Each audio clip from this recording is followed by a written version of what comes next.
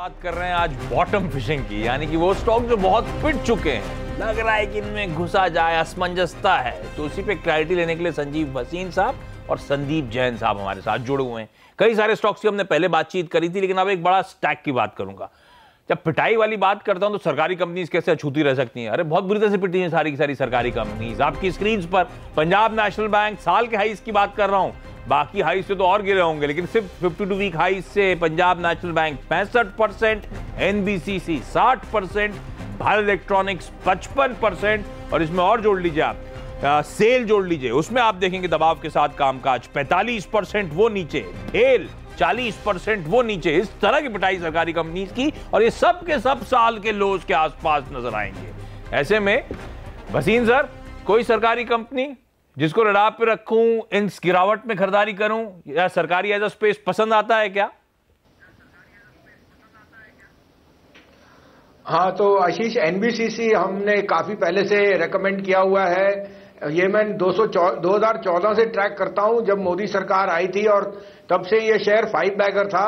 Recently जैसे आपने कहा, इट इज लॉस्ट ऑलमोस्ट 50%। तो ये हमने 80 रुपए से रेकमेंड किया है और शेयर का भाव 55 रुपए है। लेकिन आप उसमें समझिए 3 चीजें थी। एक, कुछ कोर्ट्स ने एनवायरमेंट इश्यूज से पेड़ काटने के लिए स्टे ऑर्डर दे दिया था दिल्ली, और दिल्ली में जो 6 प्रोजेक्ट्स थे उसमें उनको ऑलरेडी अप्रूवल मिल चुकी है। एनवायरमेंट से एक फ्रेश एप्लीकेशन लॉन्च की है which should get cleared by the second week of दिसंबर।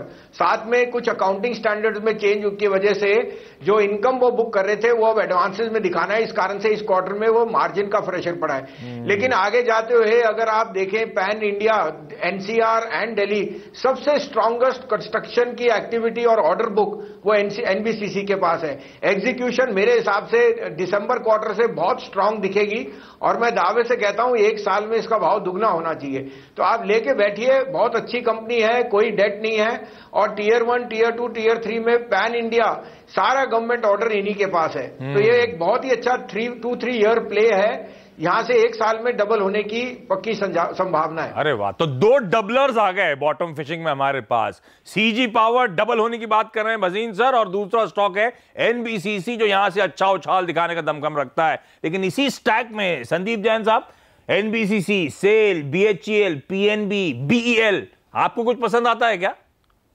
बिल्कुल, देखिए बहुत बेहतरीन बताया भसीन साहब ने, और बहुत बेहतरीन फंडामेंटल्स को बताया। और एनबीसीसी मुझे याद है, मैं कॉर्पोरेट एक्सचेंज और स्प्लिट के पहले से जैकपॉट के हिसाब से 110 रुपए भी रेकमेंड किया, और बेहतरीन कंपनी है। देखिए जिस तरीके का ऑर्डर बुक है और सरकार के जो भी मोनेटाइजेशन होते हैं उन सबका बेनिफिशियरी एनबीसीसी रहता है। तो मैंने भी इसी पर्टिकुलर स्टॉक पे बाय बोला। देखिए अच्छा खासा करेक्टेड है और मेरे हिसाब से इसको लेना चाहिए। पीएनबी पे मैंने बाय बोला है क्योंकि मुझे लगता है कि काफी करेक्शन हो चुका है, और एसबीआई देखिए अच्छा परफॉर्म कर रहा है। बीओबी हालांकि थोड़ा सा मर्जर वाली न्यूज की वजह से प्रेशर में है, बट ये 3 जो बड़े बैंक्स हैं इनको फायदा मिलेगा कहीं ना कहीं आगे जाके।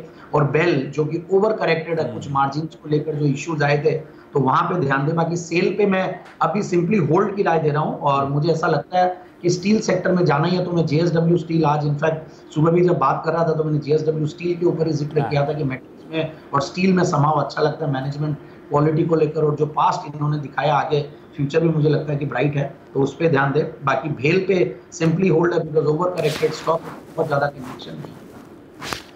ओके, तो एनबीसीसी दोनों एक्सपर्ट को पसंद आता है। उसके अलावा संदीप जैन साहब कह रहे हैं पंजाब नेशनल बैंक और भारत इलेक्ट्रॉनिक्स, इन पे भी आप लगा सकते हैं इन लेवल्स पर दाव।